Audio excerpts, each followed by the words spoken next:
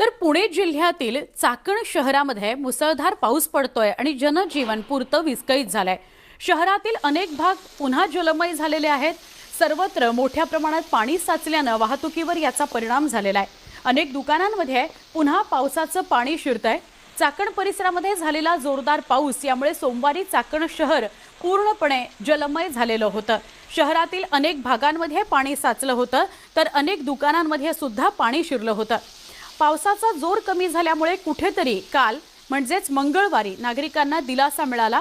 पाणी थोडं ओसरलं, पण काहीच काळ हा दिलासा उरला, कारण मंगळवारी रात्री आणि बुधवारी पहाटे पुन्हा एकदा चाकण शहरामध्ये जोरदार पाऊस सुरू झालाय। चाकण शहर पुन्हा एकदा पूर्णपणे जलमय झालेलं आहे।